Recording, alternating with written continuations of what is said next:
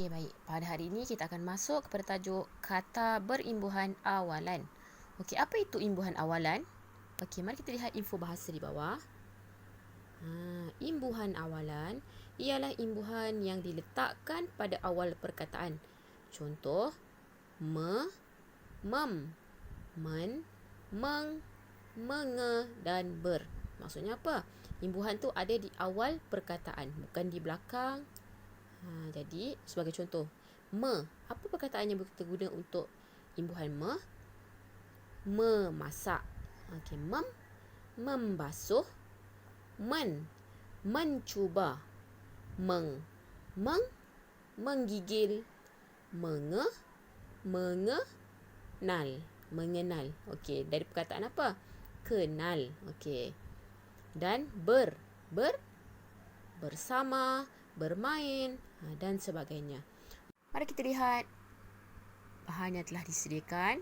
Kita baca bersama-sama dan kita akan lebih memahami tentang tajuk berimbuhan awalan. Kata berimbuhan awalan. Okey, baik.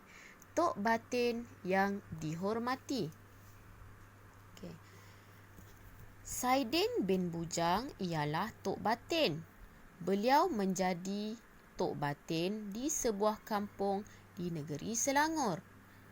Menjadi. Okey, perkataan kata dasar adalah jadi dan imbuhan yang diletakkan di hadapan adalah men. Maka akan menjadilah menjadi. Okey, baik, kita lihat lagi. Beliau akan berjalan di sekitar kampung setiap hari. Baik, kata dasar jalan. Imbuhan yang ditambah adalah berjalan. Beliau akan bual-bual dengan penduduk. Okey, apa kata imbuhan awalan yang sesuai? Kita letakkan di sini. Ya, betul. Berbual-bual. Beliau akan berbual-bual dengan penduduk kampung. Tok batin akan cari jalan untuk menyelesaikan masalah di kampung itu. Cari. Imbuhan yang sesuai adalah ya, mencari. Mencari jalan untuk menyelesaikan masalah di kampung itu. Seterusnya, beliau memastikan penduduk kampung menghantar anak mereka ke sekolah. Jadi, penduduk di kampung itu dapat pendidikan yang sempurna. Apa imbuhan yang sesuai kita letakkan di sini? Berdapat? Bukan. Ya, betul. Mendapat pendidikan yang sempurna. Mendapat pendidikan yang sempurna. Jika anak buahnya sakit, tok batin akan pergi ke rumah mereka. Nampak? Bila ada orang sakit, dia akan datang ke rumah. Beliau akan tanya tentang khabar mereka. Tanya, kita letak di sini imbuhan. Ya, bertanya. Bertanya tentang khabar mereka. Mentanya tidak sesuai. Mengetanya pun tidak sesuai. Jadi, bertanya tentang khabar mereka. Jadi, hubungan mereka sangat mesra. Saidin suka akan tugasnya sebagai tok batin. Beliau janji akan bantu anak buahnya hingga berjaya. Beliau berjanji akan membantu, tidak sesuai.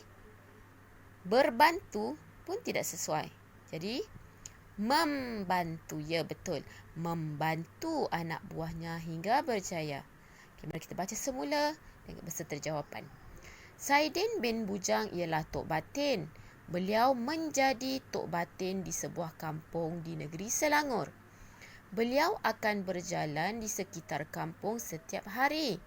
Beliau akan berbual-bual dengan penduduk kampung. Tok batin akan mencari jalan untuk menyelesaikan masalah di kampung itu. Nampak? Dia berjalan-jalan pergi ke kampung untuk mencari ada tak orang yang bermasalah dekat kampung tu. Dia berbual-bual untuk tahu tentang ada ke masalah. Okey. Seterusnya, beliau memastikan penduduk kampung menghantar anak mereka ke sekolah. Jadi, penduduk di kampung itu mendapat pendidikan yang sempurna.